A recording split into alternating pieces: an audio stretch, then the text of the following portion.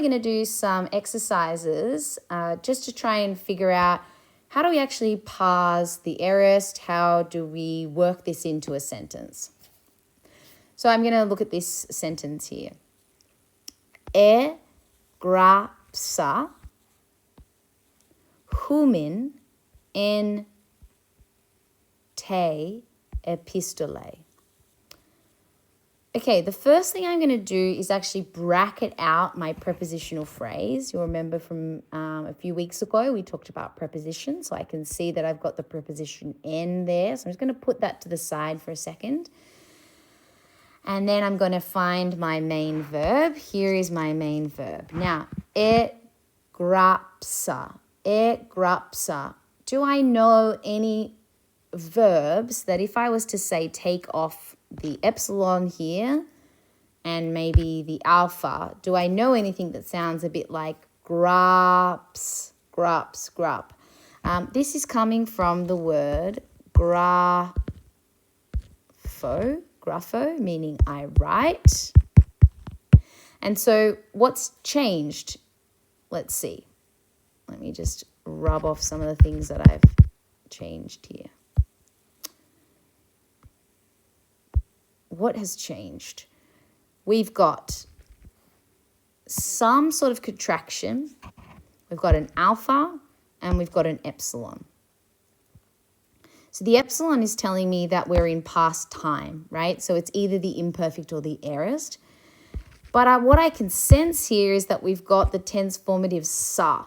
So this must be an aorist. And if I know my vocabulary and I know that this comes from grapho, then I can see that what's actually happened here is we've got the phi combining with the sigma and it's becoming a psi. So that's obviously been affected by what we know of as the square of stops. So if this is an aorist and I know that the aorist goes sa, sas, sen, samen, sete, san, then this is telling me that it's first person singular, it's aorist and it's using our active endings. First person singular, aorist. First person singular, it's aorist, and it's using our active endings. And so the aorist form of I write would be I wrote.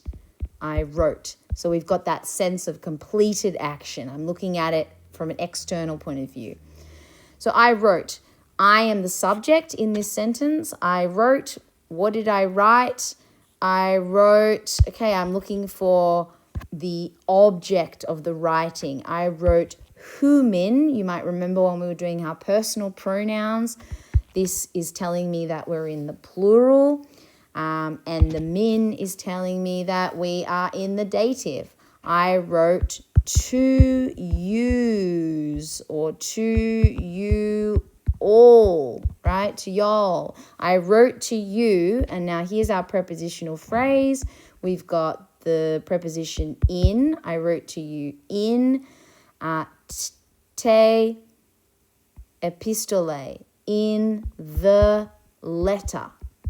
In the letter. I wrote to you in the letter. Or I wrote to you by a letter. Something like that. But probably I wrote to you in a letter. That is how I would translate this, and in particular, how I would parse my aorist verb there. Oops. Okay, let's do another one. We've got hiones, didasken, tous, mathetas, auto. Okay, so let's find our verb. Here is our verb, didasken. So this is coming from the word didasco.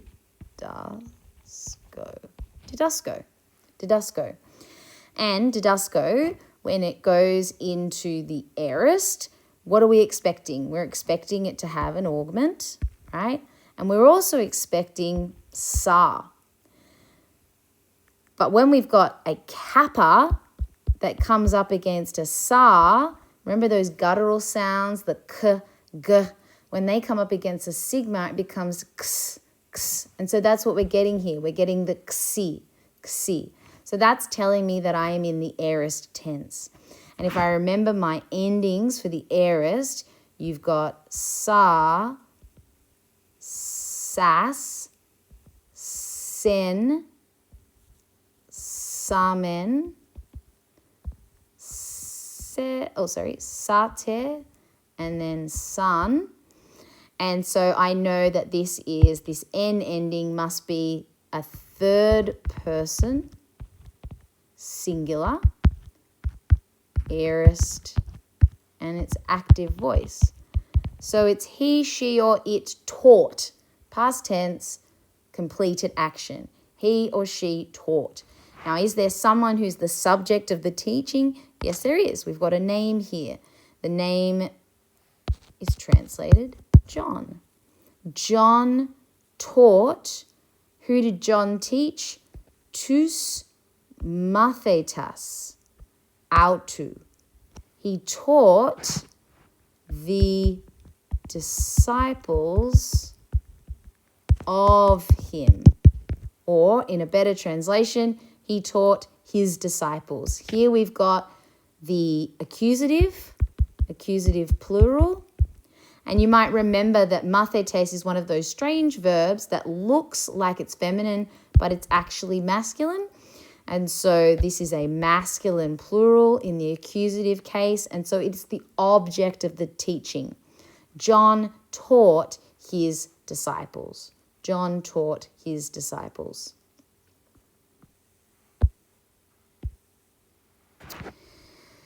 Okay, one more. Kai baptiste eis ton ordain hupo ioanu,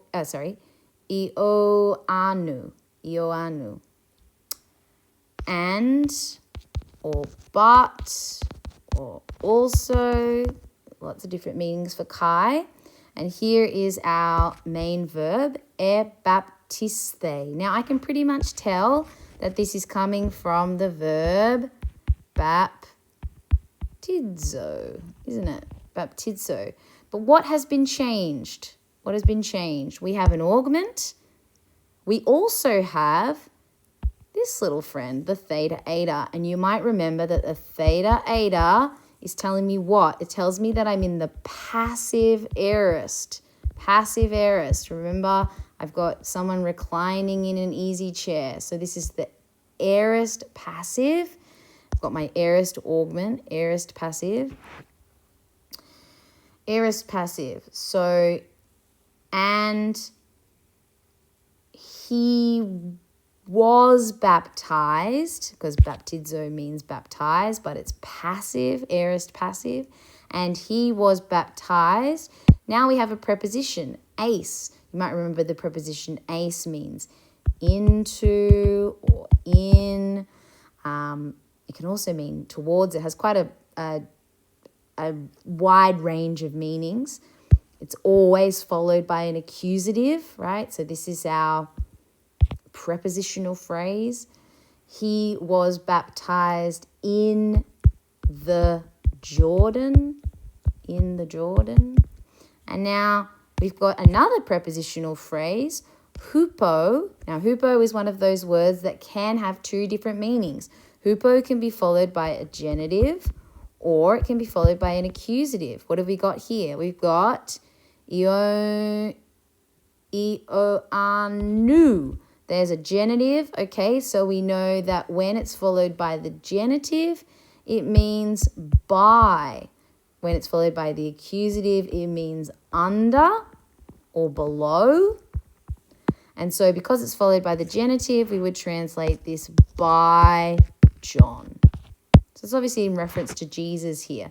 And he was, baptized in the Jordan by John. Have a go at doing some of the other exercises in your workbook.